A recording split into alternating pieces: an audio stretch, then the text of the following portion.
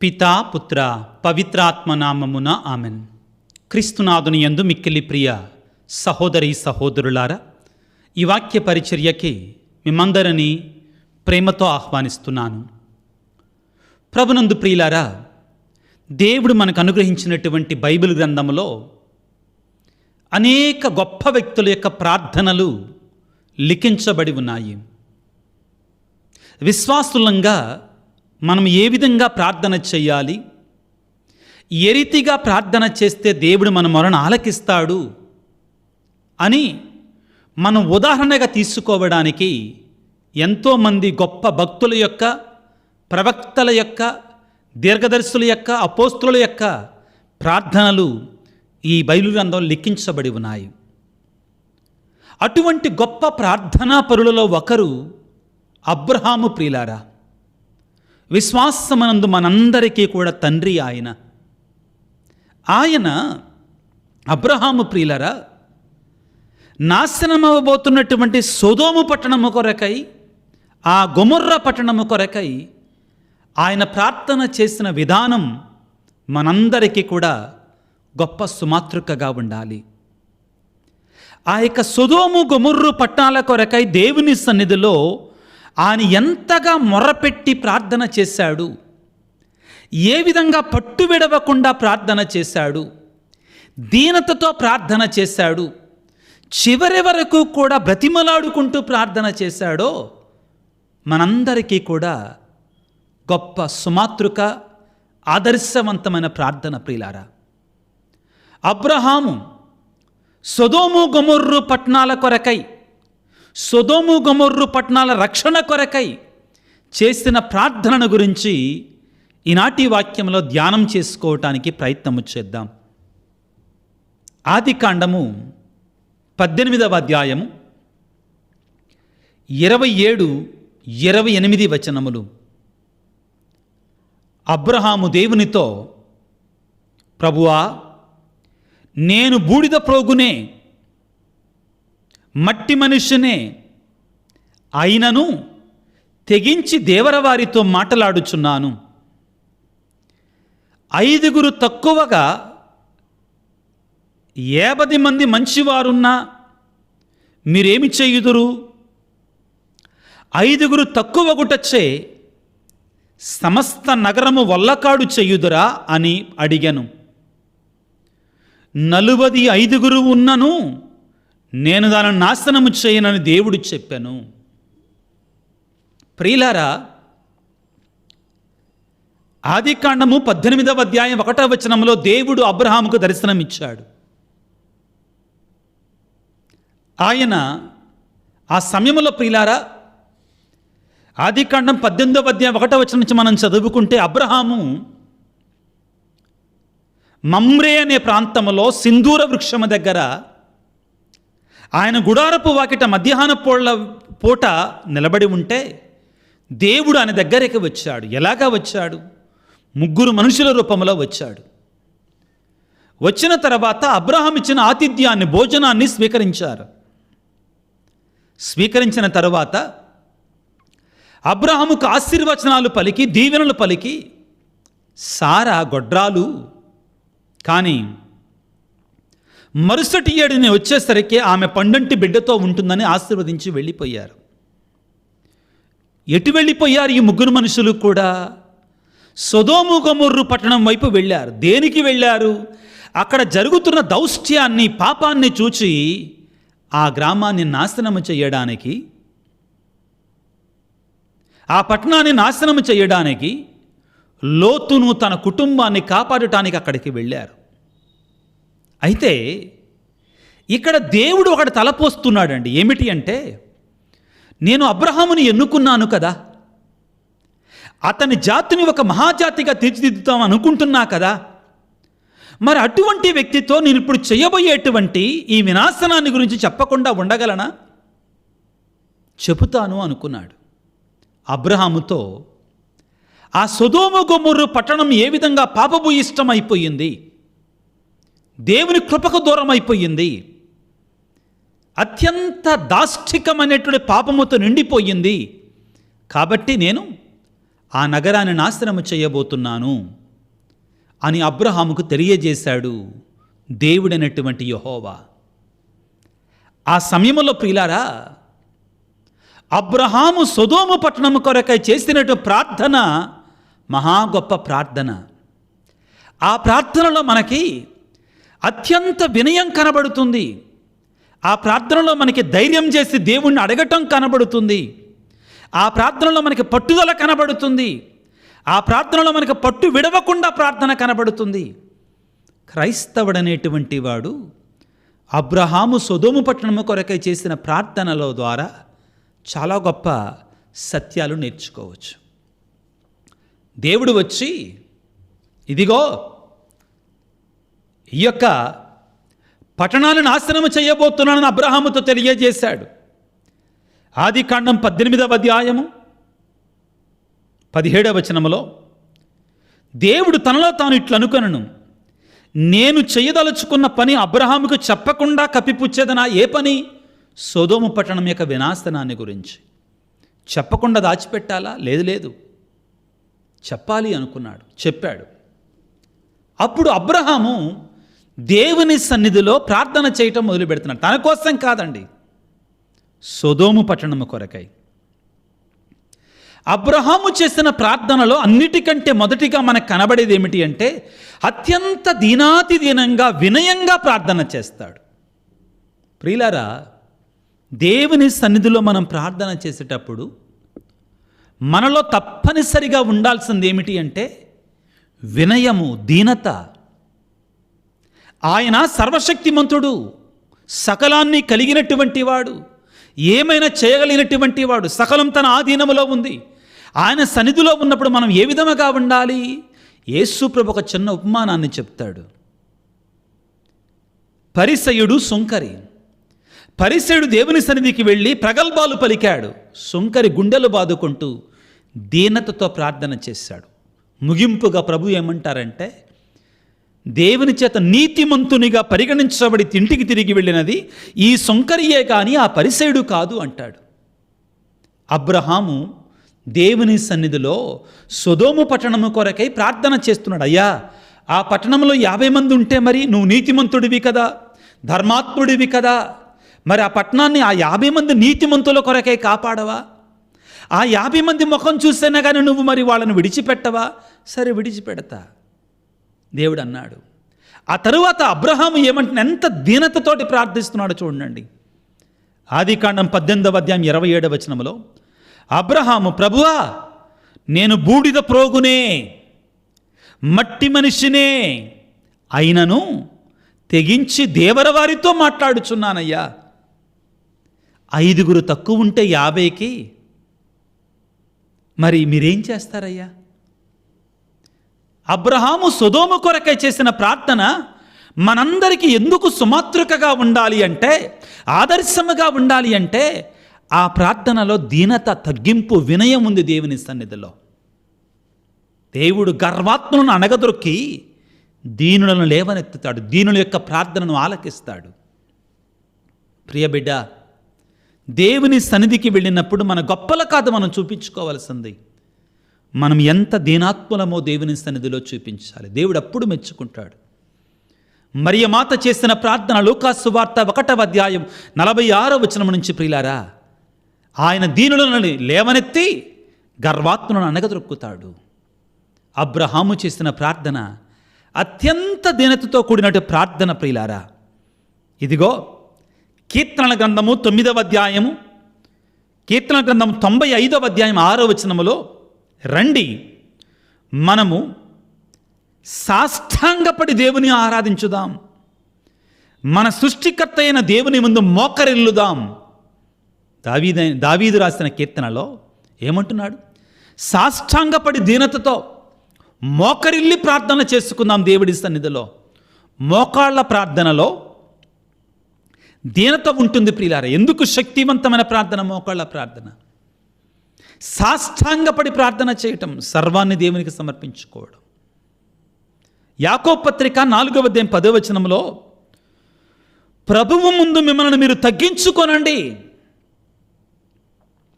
ఆయన మిమ్మల్ని ఉన్నతమునకు లేవనెత్తుతాడు. Humble yourself before the lord and he will lift you up. మిమ్మల్ని మీరు తగ్గించుకోనండి.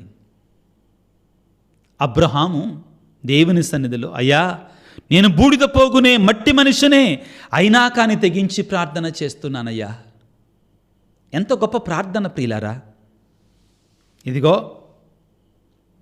ఫిలిప్పీలకు రాసిన లేఖ 2వ అధ్యాయం 8వ వచనములో యేసు ప్రభు ఏ విధముగా తనను తాను తగ్గించుకున్నాడు, రిక్తుని చేసుకున్నాడు. ఆయన తనను తాను తగ్గించుకొని సిలువపై మరణం వరకు కూడా విధేయత చూపించాడు.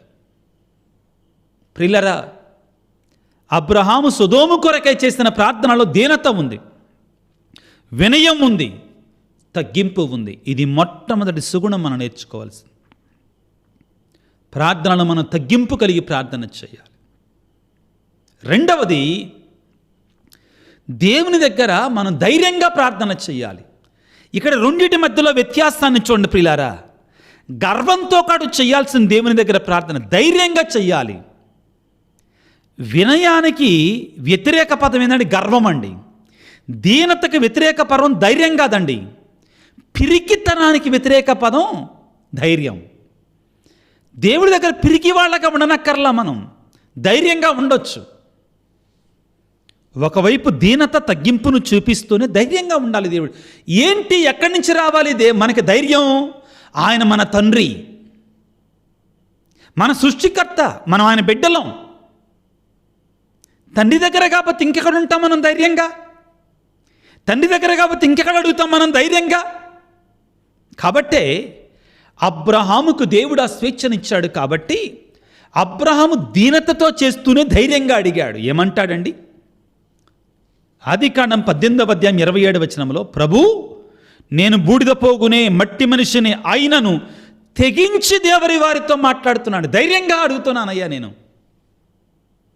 ప్రియ దేవుని బిడ్డ, నీవు దేవుని బిడ్డవై కాబట్టి దేవుని దగ్గర నువ్వు అడుగు, తప్పులేదు. ధైర్యంగా అడుగు. కానీ అందులో తగ్గింపు ఉండాలి, గర్వం ఉండకూడదు, ధైర్యం ఉండొచ్చు. ఇదిగో హెబ్రీ పత్రిక 4వ అధ్యాయం 16వ వచనములో చాలా గొప్ప మాట మనం చదువుకుంటాం ప్రియులారా. ఆ దేవుని యొక్క కృపాసనము దగ్గరికి మనం ఎలాగా వెళ్ళాలి? భయముతో కాదు వెళ్ళవలసిన, ధైర్యముగా వెళ్ళాలి. క్రీస్తు ప్రభు మనకు అవకాశాన్ని ఇచ్చాడు. ఏమంటుందండి హెబ్రీ పత్రిక 4వ అధ్యాయం 16వ వచనములో, కావున ధైర్యవంతులమై మనము దయానిధియగు దేవునికి సింహాసనమును సమీపించాలి. ఎంత గొప్ప మాట అండి. కావున ధైర్యవంతులమై మనము దయానిధియగు దేవుని యొక్క సింహాసనమును సమీపించాలి. ఎందుకని దేవుడు మనకు తోడుగా ఉన్నాడు, మన పక్షాన ఉన్నాడు. అచ్చట మనము కృపను పొంది అవసరమునకు ఆదుకొనగల అనుగ్రహమును కనుగొందము. నీ దేవుడైన ప్రభువు దగ్గర ధైర్యవంతులమై వెళ్ళాలి. ఆయన కృపాసనము దగ్గరికి వెళ్ళాలి. అబ్రహాము దేవుని యొక్క కృపాసనము దగ్గరికి వెళుతున్నాడు, కృపద కొరకై వేడుకుంటున్నాడు ధైర్యంగా. అయినను తెగించి దేవర వారితో మాట్లాడుతున్నానయ్యా అంటాడు. ఎవరి కొరకై? సొదోము ప్రజల కొరకై. మూడవది ప్రియులారా, ప్రార్థన మన కోసం కాదు చేసుకోవాల్సింది, స్వార్థంతో కాదండి చేయాల్సింది, పరుల కొరకై చెయ్యాలి. ఇతరుల కొరకై, దేవుని యొక్క కనికరము కొరకే ప్రార్థన చెయ్యాలి.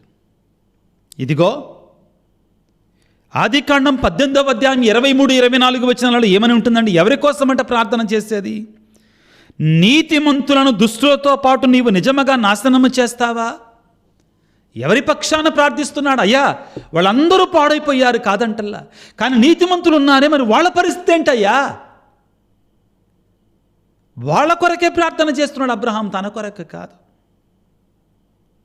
తిమోతికి రాసిన మొదటి లేఖలో 2వ అధ్యాయం 1వ వచనంలో, మీలో ప్రతి ఒక్కరూ విన్నపాలు, ప్రార్థనలు, మధ్యవర్తిత్వాలు దేవునికి చెయ్యాలి. మీరు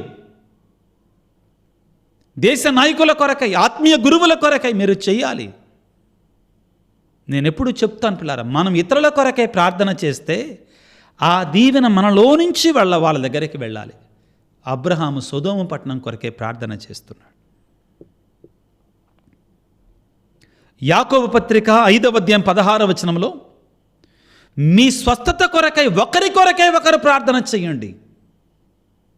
దేవుడు నాకు స్వస్థత ఇవ్వాలి, నాకు స్వస్థత ఇవ్వాలి, నాకు స్వస్థత ఇవ్వాలి. దాని బదులు నీ పొరుగువాని స్వస్థత కొరకే నువ్వు ప్రార్థన చేస్తే దేవుడు నీకు స్వస్థతనిస్తాడు. అబ్రహాము పరుల కొరకే ప్రార్థన చేశాడు. విజ్ఞాపన ప్రార్థన. నీవు ఏ విధముగా ఉన్నావు, చేస్తున్నావు పరుల కొరకే ప్రార్థన. లేకపోతే దేవుని సన్నిధికి వచ్చినప్పుడల్లా కూడా ఇక ఎప్పుడు నీకోసమే ప్రార్థన చేసుకుంటున్నావా? 4వ ముఖ్యమైన అంశం ప్రియులారా, అబ్రహాం యొక్క ప్రార్థన. పట్టు విడవకుండా ప్రార్థన చేశాడు, ఎడతెగక ప్రార్థన చేశాడు. ఎలా చేశాడండి?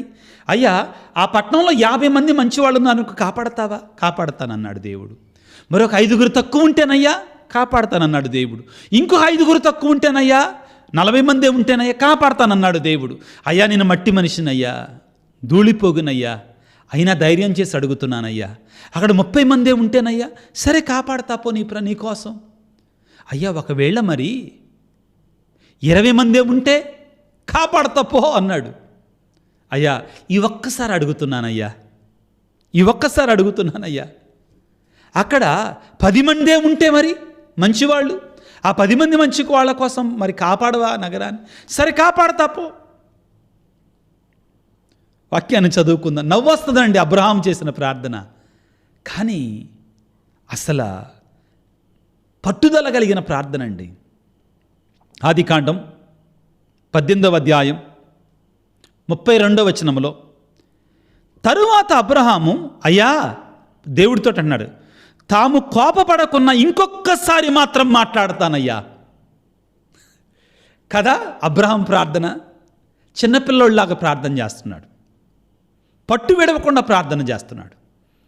అయ్యా, మీరు కోపపడననుకుంటే ఇంకొక్కసారి మాత్రం మాట్లాడతాను. ఒకవేళ అక్కడ 10 మంది మంచివారు మాత్రమే ఉందురేమో, అట్లయినా ఎట్లు అని ప్రశ్నించిన దానికి దేవుడు 10 మంచివారున్నా చాలు, దాన్ని నాశనము చేయను అని చెప్పాడు. వినండి ఇప్పుడు చివరి మాట వినండి. అంతటి దేవుడు అబ్రహాముతో మాట్లాడుట చాలించి వెళ్ళిపోయాడు. 50 నుండి 10 దాకా తెచ్చాడండి. దేవుడి మీద బేరం ఆడాడు. దేవుడి దగ్గర సొదొమ పట్టణం కొరకే బేరం ఆడాడండి ప్రార్థనలో. దాన్ని మీరు చెడుగా తీసుకోమాకండి. ప్రియ దేవుని బిడ్డ, నీవు నీ కుమారుడి కొరకై, కుమార్తె కొరకై ఏ విధంగా ప్రార్థన చేస్తున్నావు? నీ భర్త కొరకై, నీ భార్య కొరకై, మారు మనసు కొరకై ఏ విధంగా ప్రార్థన చేస్తున్నావు? నీ అవసరతల కొరకై ఏ విధంగా ప్రార్థన చేస్తున్నావు? అబ్రహాములాగా ప్రార్థన చేస్తున్నావా? ఆత్మ పరిశీలన చేసుకో. ఇదిగో వినండి అయ్యా, ఇక చివరిసారిగా ప్రార్థన చేస్తానయ్యా.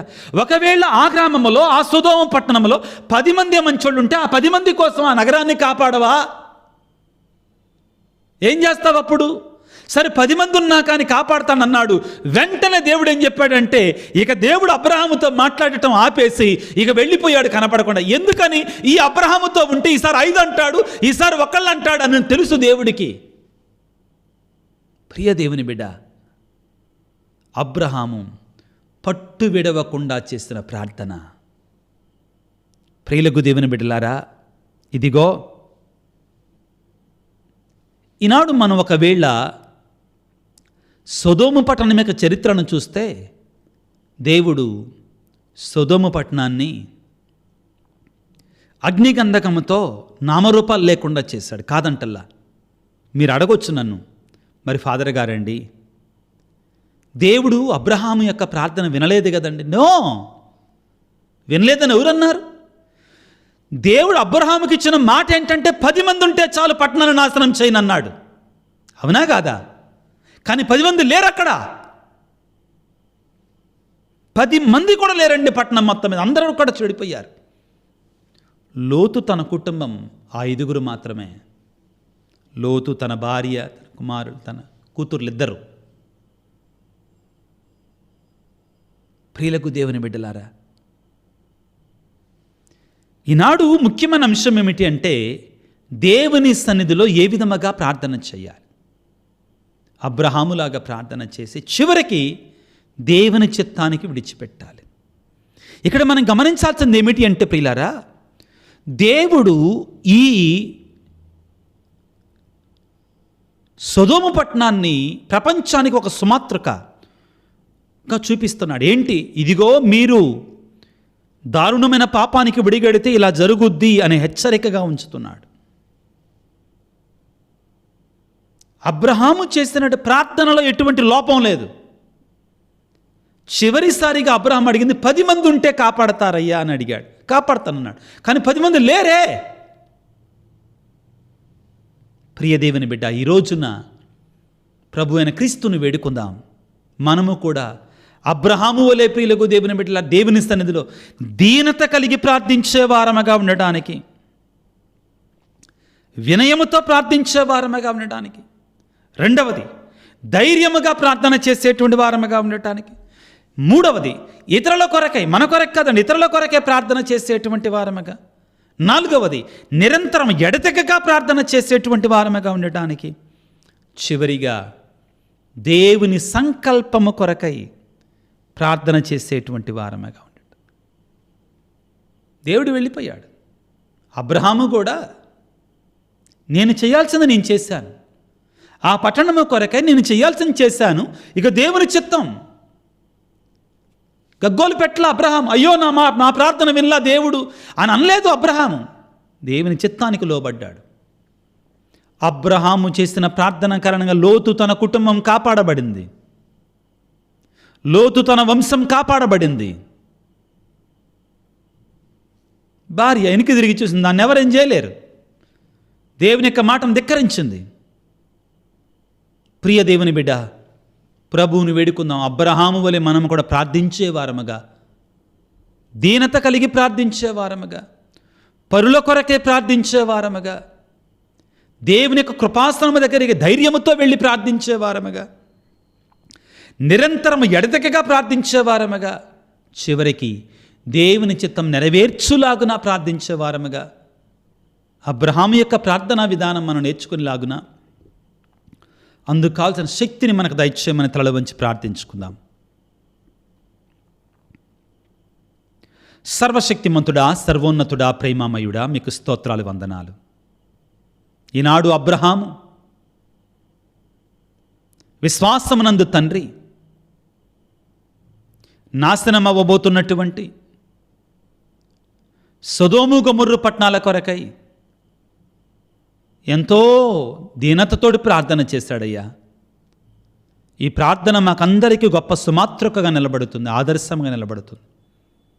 మేము కూడా మా జీవితంలో, మా ఆత్మల విషయమై, మా బిడ్డల విషయమై, మా కుటుంబాల విషయమై, పాడైపోతున్నా నాశనమైపోతున్నటువంటి బిడ్డల నిమిత్తమై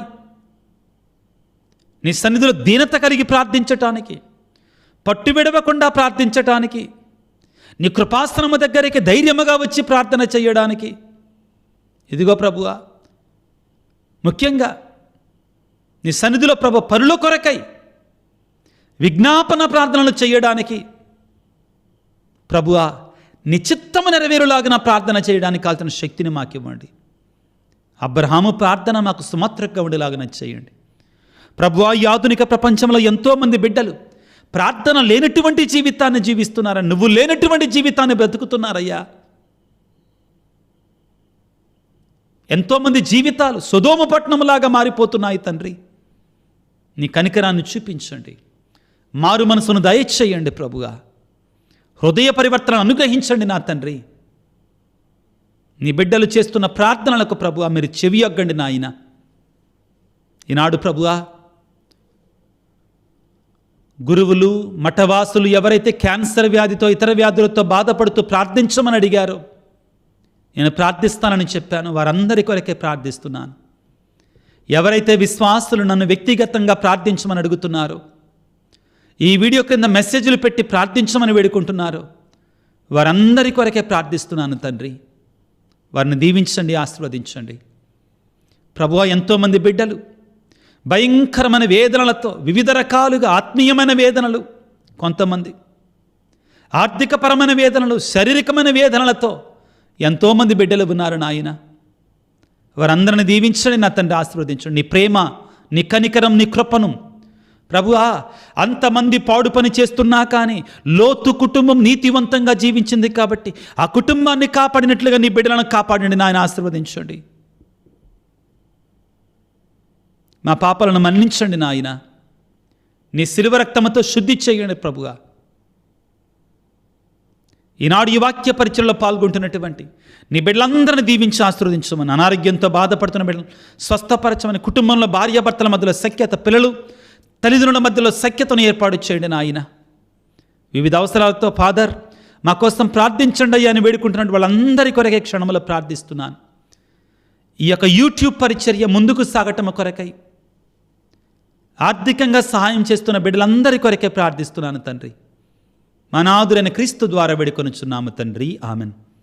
ప్రభు మీతో ఉందురుగాక, మీ ఆత్మతో ఉందురుగాక. సర్వశక్తి గల సర్వేశ్వరుడు పిత, పుత్ర, పవిత్రాత్మ మిమ్ము మీ కుటుంబాలను చల్లగా దీవించి ఆశీర్వదించి కాపాడుదురుగాక. God bless you. దేవుడు దీవించుగాక. ఆమేన్.